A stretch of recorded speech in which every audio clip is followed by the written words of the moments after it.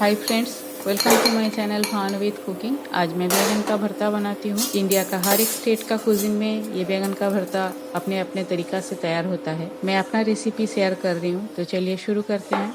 मैं यहाँ एक मीडियम साइज का भरता वाला बैंगन लिया, 2 टमाटर लिया, कुछ गार्लिक का क्लोव्स लिया और 1 चिली लिया। कुछ प्याज को भी मैंने चॉप करके रखा, वो मैं बाद में दिखाती हूँ। बैंगन को मैं पहले धो के साफ करके रखा और ऊपर से चेक कर लिया था जिसमें कोई छेद वगैरह है या नहीं। फिर भी इसमें काट लगा लेती हूँ और इसको थोड़ा सा ओपन करके देख लेती हूँ इसमें कोई कीड़ा है या नहीं। तो 3-4 काट मैं इस तरह से लगा लेती हूँ। अब इन्हीं कांटों में मैं मिर्ची और लहसुन को भर दूंगी। ये भी बैंगन के साथ रोस्ट हो जाएगा। काट इस तरह से लगाना है जिससे ये दोनों साइड से जुड़ा रहे। पूरा ओपन करके काटोगे, मतलब नीचे तक काट दोगे तो ये बेक्ड होते वक्त खुल जाएगा।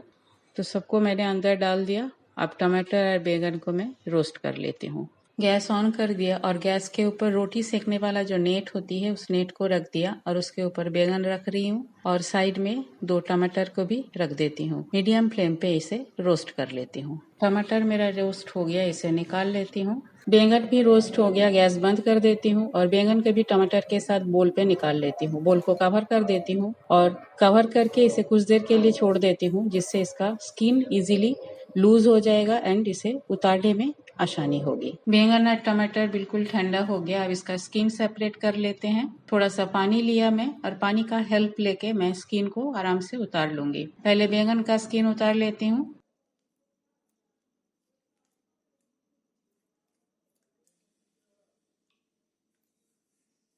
इसका डंठल भी चाकू से काट के सेपरेट कर देती हूँ। दोनों टमाटर का छिलका भी आसानी से उतर जाएगा। इसे भी निकाल लेती हूँ। और ये जो बोल पे थोड़ा सा जूस पड़ी है, ये बैंगन और टमाटर का रोस्ट होने के बाद जूस निकला है। इसे फेंकना नहीं है, इसे यूज कर लेनी है। अब टमाटर को बोल में छोटे छोटे टुकड़े में काट लेती हूँ और बैंगन से पहले रोस्टेड गार्लिक और चिली को निकाल लेती हूँ।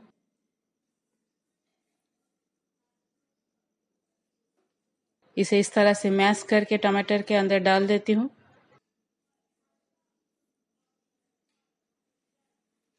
मिर्ची को भी छोटे छोटे टुकड़े में काट देती हूँ और बैंगन को छोटे छोटे पीस कर लेती हूँ। इसे भी बोल के अंदर डाल देती हूँ।